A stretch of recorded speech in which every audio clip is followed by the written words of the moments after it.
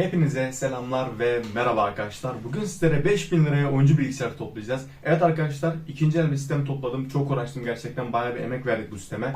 Ve sistemi aldıktan sonra bir denedik. Parçaları tek tek denedik, hatta almadan öyle söyleyeyim. Çünkü ikinci el biliyorsunuz çok dikkat etmeniz gereken konular var bu durumda. Evet arkadaşlar, sistemimizde genelde kutulu ürünleri tercih ettik. Tabii ki de bazı parçalarımızın gene kutusu yok ister istemez ama genelde kutulu ürünler tercih ettik. Ondan dolayı fiyatlar biraz yüksek oldu. Biz bunu 5000 liraya mal ettik arkadaşlar ama siz dediğim gibi 4000 liraya da mal edebilirsiniz. Yani biz dediğim gibi yani böyle kutulu ürünler tercih ettik. Ondan dolayı biraz fiyatı yüksek oldu. Ama yani ortalama olarak çok iyi. Yani bir sistem toplasanız 4000 lira 5000 lira arasında olacaktır. Ayrıca arkadaşlar bunun oyun performans testlerini de bu videoda göreceksiniz. Şu anda kanalımız 100 aboneye doğru gidiyor. Belki de bu videoyu attığımda 100 aboneye geçmiş olacak. Ama gerçekten yani yaklaşık 2 haftadır ben bu sistemle uğraşıyorum. Kanala başlamadan önce ben bu sistemle uğraşıyordum. Aklımda böyle bir proje vardı. Ve şu anda bunu hazırladım. Benim asıl bilgisayarım bu değil zaten. Ben bunu sadece video için topladım arkadaşlar. Bu tarz videolar sürekli gelecek. Onu söyleyeyim sizlere. Sadece dediğim gibi birazcık yükselmemiz lazım. Kanalımızın biraz abonesinin artması lazım ki böyle şeylere biz de yatırım yapabilelim.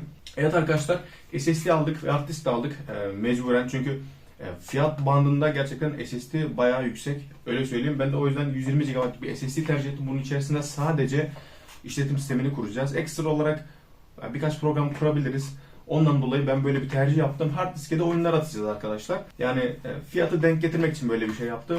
İsterseniz siz direkt SSD'yi alabilirsiniz. 500 GB'lık bir SSD alırsınız. Sisteminizde ortalama olarak iyi olur. Ben şu anda bir laptop kullanıyorum.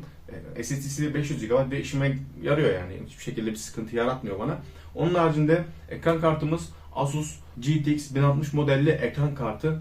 Şu anda da göstereyim size. Bayağı bir temiz arkadaşlar. Baktık, kullandık, test ettik. Öyle söyleyeyim, kutusu da burada. Kutusuyla aldık bu ürünü. Bütün oyunları oynatacağını düşünüyorum ama dediğim gibi yani şöyle yüksek grafikler beklemiyorum fazla ama ortalama olarak çoğu oyunu oynatacaktır. Gigabyte'ı 3, siz 6 GB'ını tercih edebilirsiniz. Arada fiyat farkı olacaktır ama işte 400, 500, 1000, işte 800 ne kadarsa bir fiyat farkı olacaktır illaki. Ama tabii ki de sizin düşürdüğünüz fiyata bağlı bu. SSD'miz de burada arkadaşlar. Bu arada bu kasanın çoğu parçasını taktık, denedik. Dediğim gibi bir sıkıntı gözükmedi şu ana kadar. O bir oyun testi yapmadım. Onu da video içerisinde yapacağım. Şu an zaten yüklemem gereken oyunlar var. Onları yüklerim. Ondan sonrasında sistem testimizi de yaparız. Onun haricinde 2 adet RAM tercih ettik arkadaşlar. 8 GB'dan 16 GB toplamda 3600 MHz'e kadar bir frekans desteği var. Fakat biz bunun 3600'ünü kullanmayabiliriz anakartımızdan dolayı. Hani anakartımız, ben dediğim gibi girip bakmadım fazla ayarlarına. Tahminim 3200'e kadar bir desteği var. AB350 modelli anakart arkadaşlar. Gigabyte'ın gördüğünüz üzere. Yani fiyat performans diyebilirim buna da. Ryzen serisini destekliyor arkadaşlar. Kullandığımız işlemci destekliyor. Öyle söyleyeyim. Onu da şu şekilde yan tarafa alayım. Evet arkadaşlar. İşlemcimiz Ryzen 5 1600. Gerçekten bu da fiyat performans bandına bakacaksak güzel bir işlemci. Şu ekran kartını şu şekilde yan tarafa alayım, böyle dursun. Evet arkadaşlar, işlemcimiz yayın yapabiliriz fakat yayınlık bir sistem değil bu. Sadece oyun oynayabilirsiniz, işte ödevlerinizi yapabilirsiniz, film izleyebilirsiniz fakat hani yayın için bu sistem toplanmadı arkadaşlar. Yayın için de ben ikinci el bir sistem tavsiye etmem sizlere. Çünkü yayındayken bilgisayar çok yıpranıyor ve yıpranmış bir bilgisayar toplarsanız hani size sıkıntı çıkarma ihtimali çok çok yüksek. Ondan dolayı hani tavsiye etmem sizlere ikinci elde böyle bir yayınlık sistem toplamayı, ama tabii ki de bütçeniz yoksa yapabilirsiniz, yani bu konuda bir kısıtlama yok, onu da sizlere söyleyeyim. Kasamızda arkadaşlar Game Power'ın güzel bir kasa, uyguna denk geldi. Sadece kasada bir sıkıntı var arkadaşlar. Ön fanlarından biri bir çalışıyor bir çalışmıyor. Böyle bir randımanlı bir sıkıntı var orada, yani bir çalışıyor bir çalışmıyor, onu anlamadım. Ama ben çalıştırdım fakat bu sefer ses çıkmaya başladı. Durdurdum fanı, tekrardan çalıştırdım, ses kesildi. Yani ondan sonra bir sıkıntı olmadı. Dediğim gibi bu problem değil. Bu fan çalışsa da çalışmasa da sıkıntı yok. Yani ne faydası var ki? Dediğim gibi alttaki fan çalışıyor. Arkada bir tane fan aldık. Onun haricinde yani fazla bir şeye de gerek yok kasanın soğuması için. Öyle söyleyeyim sizlere. Evet, ekran kartı kutumuza gelecek olsak gerçekten yani bu ürünleri kutulu tercih etmekte gayret gösterdim. Çünkü videoda dediğim gibi yani ekran kartının işte işlemcinin, anakartın hani kutularını sizlere göstermem lazım. Yani girip böyle sadece çip göstermek yerine bir kutuyla göstermek istiyorum ki daha göze hitap eder olsun. Daha anlayasınız durumu. Öyle söyleyeyim. Evet arkadaşlar, ekran kartımız Asus'un, söylemiştim de başta, işimizi görecektir.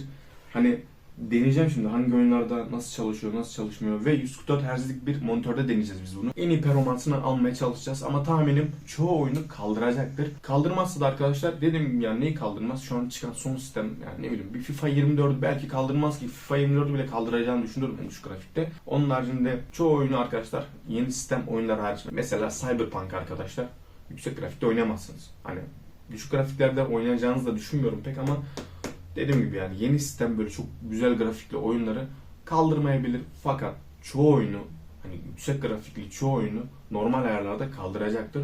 Bazı oyunları da yüksek grafikte kaldıracaktır arkadaşlar. GTA 5'i yüksek grafikte kaldıracağını düşünüyorum. Almadan önce de testlerine bakmıştım. Sadece ben kendim test etmedim yani. Onu da video içerisinde testini yapacağız sizler için arkadaşlar. Şimdi sistemimizin fiyatına gelelim. Ben buraya yazdım tek tek kalem kalem. Sizler için hemen onları da ben bir sayayım. Evet arkadaşlar ekran kartımızı 1200 TL'ye denk getirdik. Gerçekten bayağı bir pazarlığa oturduk öyle söyleyeyim. Çünkü gerçekten çok temiz ekran kartı. Ondan dolayı yani biraz yüksek mi diyeyim ortalama bir fiyata mı ne aldık. İşlemcimiz arkadaşlar 800 TL. Bunda da gene bir bayağı pazarlığa oturduk öyle söyleyeyim. Hani şu an bu sistemde bütün parçalarda pazarlık yapıldı. Sadece arkadaşlar RAM'i ben direkt aldım. Adam zaten çünkü oraya pazarlıksız yazdım. Şöyle çok düşük bir fiyat yazdı. Onu da sizlere söyleyeceğim. Evet işlemcimiz 800 TL'ydi. RAM'imiz 750 TL. SSD'miz 250. Kasa ve güç kaynağımız arkadaşlar gerçekten burada da uyguna geldiğini düşünüyorum. 80 Plus çünkü bu güç kaynağı. Yani test ettik. Etmesek neyse de yani bu testin edildi. Yani herhangi bir akım kesme durumu yok. 80 Plus 500 Watt'lık bir güç kaynağı High Power'ın. Onun haricinde arkadaşlar anakartımız 690 TL. Hard diskimiz de 300 lira arkadaşlar. Yani işimizi görecektir. İşlemcinin termal macununu her şeyini biz sürdük. Test edildi bunlar. Test edilmeden alınmadı.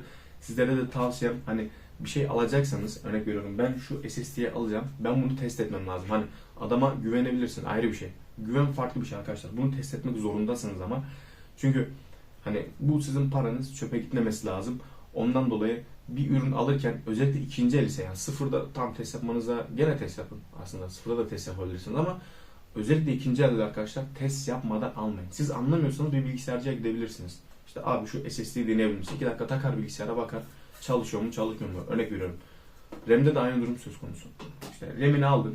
İşte abi ben bunu denemek istiyorum. Bir bilgisayarcıya götürdün hemen. 2 dakikanızı alır arkadaşlar. Yani fazla bir şey değil bunlar. Bunları yapmak zorundasınız çünkü bir sıkıntı çıktığında ikinci el olduğu için adam size garanti de veremez yani. Ve çoğu adam hani bana ne kardeşim yani test etseydin der geçer gider yani. Ondan dolayı sizlere tavsiyemdir bir ürün alırken testine bakın. Evet arkadaşlar onun haricinde farklı diyeceğim bir şey yok bu kasayla ilgili. Sadece şu anda teste geçmek istiyorum bilgisayarım ve buna bir işletim sistemi kurduk biz zaten. Oyunları yükleyelim ve test videomuza geçelim arkadaşlar. Evet arkadaşlar sistemin montajını bitirdim. Ekran kartımızı, SSD'mizi, RAM'imizi, işlemcimizi, fanlarımızı ve güç kaynağımızı montajını yaptık. Tekrardan test ettik. Hani bir sıkıntı olmadı. 3 adet de oyun yükledim arkadaşlar. Böyle birbirinden farklı grafikli oyunlar bunlar da. Hani en iyisini seçmedim, en yeni oyunu seçmedim, en eskiyi de seçmedim fakat ortalama bir oyun seçtim arkadaşlar. 3 adet. Zaten bu görürsünüz yani internette bunların testlerine de bakabilirsiniz yani başka test videoları da var. Ayrıca ben sizler için farklı bir videoda gene oyun testi yapabilirim eğer isterseniz. Onun haricinde arkadaşlar test videosuna geçtiğimizde ekrandan kayıt almayacağım. Kameramızdan kayıt alacağım. Dışarıdan alacağım ki FPS'imizi etkilemesin biliyorsunuz zaten yani. Bunu ekstra olarak söyleyeyim gene de hani neden ekrandan kaydedilmedi denmesin. Neyse arkadaşlar şimdi oyun performans testimize geçiyoruz. Evet arkadaşlar ilk oyun testimiz Euro Truck Simulator 2 üzerinden olacak. Şu anda grafikleri gördüğünüz üzere yarısı yüksek yarısı orta. Hani ölçeklemesini 200 yaptık. Onun haricinde şöyle 120 Hz görüntü alıyorum bu arada. DisplayPort kablomda bir sıkıntı var arkadaşlar. Ondan dolayı 144'e bağlayamadım FPS'i fakat yani 120'de de işimizi görecektir öyle söyleyeyim. Yani bu da benden kaynaklı direkt. Evet şu anda 100 FPS alıyoruz arkadaşlar. Gördüğünüz üzere şöyle bir de dışarıdan sürelim. 110 FPS'e kadar çıktı. Yani dediğim gibi arkadaşlar yani çoğu oyunu normal ayarlarda oynatmak bizim amacımız. Hani yüksekte değil ama yüksekte de kaldırıyor arkadaşlar. Gördüğünüz üzere yani şu an. Şöyle navigasyonu da kapatalım. Şöyle etrafa bir bakalım arkadaşlar. Evet oyunumuzda sıkıntı yok. Kaldırıyor yani. Şimdi diğer oyun testimize geçebiliriz. Şuraya da bir dönelim şöyle. Bu arada kasap gibi kullanıyorum ya. Hani gerçekte de araba kullanmam biraz sıkıntıdır arkadaşlar. Kötü anılarım var yani bir ara anlatırım size isterseniz. Neyse bir sonraki oyun testimize geçiyorum. Evet arkadaşlar sıradaki oyunumuz Farming Simulator 22. Zaten bunun 23'ü çıkmadı bildiğim kadarıyla. Şu anda bunu bir test edeceğim. Grafikleri ortaya aldım gördüğünüz üzere. Yüksekte de alabilirim ama yani şu anda biz bunu test ediyoruz sadece. Bakalım kaç FPS alacak. Evet arkadaşlar oyunumuza başladık. Şu anda Fraps bu oyunda çalışmadı yani. Şu anda FPS'leri gözükmüyor fakat görüyorsunuz kasmıyor arkadaşlar. Herhangi bir sıkıntı yok. Hemen şöyle bir azıcık oyunumuzu oynayalım. Nasıl çalışacağız bunu? Karıştırıcıyı aç diyor. Tamam açtık. Ha. Tamam. Şöyle içeri görüntü alalım biraz. Arkadaşlar bu arada oyun yüklenirken donuyor. Böyle bir dolandım ettim sonra donma geçti. Hala ama donabilir. Bu da benim hard diskten kaynaklı diye düşünüyorum ben. Bayağı yavaş ilerliyor. Yüklenmeler falan filan. Şu anda bir kasma yok arkadaşlar. Gördüğünüz üzere tahminimde bu 70-80 FPS civarı bir değeri vardır. Çünkü dediğim gibi orta grafiğe aldık biz bunu. Evet arkadaşlar bir sonraki oyun testimize geçelim. Evet arkadaşlar sıradaki oyunumuz W2K22. Yani bunun 23'ü çıktı gene bildiğim kadarıyla. Fakat biz bunu oynayalım böyle bir test edelim. Onun haricinde bende şu an joystick var fakat bilgisayar için bunun ayarını yapmadım. Nasıl burada oynayacağız? Page up'tan gidiyoruz. Tamam. Buradan hemen bir ayarlarına bakmam lazım. Gameplay'de midir acaba? Hani grafik ayarı da yapmayabilirim buna. Aslında grafik ayarı olması lazım bu oyunda. Vardı diye biliyorum. Nerede acaba? Şu an gözümüze çarpan bir şey yok ya burada grafik ayarına dair. Neyse. Bir tane maça başlayalım arkadaşlar. Hiç ayar yapmadık. Büyük ihtimal yüksektedir şu an ayarlar. Evet, kimi alalım? Kimi alalım? Rey Mysterio'yu alalım arkadaşlar. Karşımızda da kimi alalım? Şöyle bildiğiniz bir adam olsun istiyorum yani bunu takip edenler. Undertaker alalım. Bu adam tabi bıraktı ama şu an benim bildiğim kadar Rey Mysterio da bıraktı. Onun çocuğu devam ediyor. Evet burada Strange 10 yazıyor. Tamam şimdi oyuncuların girişinde göreceğiz. Hemen şöyle bir başlatalım. Bakalım nasıl bir performans alıyoruz. Bu arada arkadaşlar Fraps'te sıkıntı çıktı. Ben anlamadım yani. Sol üstte FPS falan gözükmüyor bende. Ama zaten kamerada görüyorsunuz kasıp kasmadığını. Yani tahmini de ben sizlere söylüyorum FPS'lerini arkadaşlar. Bu arada oyunda hiç ses yok. Şey yani bilgisayara şu an hoparlör falan bağlamadığım için harici. Ses falan yok yani. Evet şu anda kimin giriş bu? Evet Rey Mysterio şu anda geliyor arkadaşlar. Evet. Evet Rey Mysterio giriş yaptı. Arkadaşlar görüyorsunuz akıcılığı. Hani şu an hiçbir şekilde kasma yok. Ve grafikler gayet güzel. Ya bu oyun optimizasyonu da güzel yaptılar ama ya. Hani optimizasyonu falan iyi. Evet burada bir dondu. Hard disk kaynaklıdır diye takılma yaptı diye düşünüyorum. Ya gördünüz arkadaşlar oynanıyor yani. Onun haricinde bir Undertaker'a da bakalım. Bunlar şimdi 2 saatte giriyor arkadaşlar. Hele Undertaker var ya yürüye yürüye. Evet. Abi bu adam gelene kadar 2 saat olur herhalde ya. Şöyle bir maça da başlayalım da. Evet şimdi. Ben de klavye var ben nasıl oynayacağım bunu? Dayak yeriz en fazla. Bu ne lan? Nasıl vuruyorum onu? Vuruyorum şu anda. Abi savunuyoruz mu ne yapıyoruz anlamadım ki. Adam bizi hacamet etti ya. Ben dayak yemeye çalışayım diyelim arkadaşlar yani.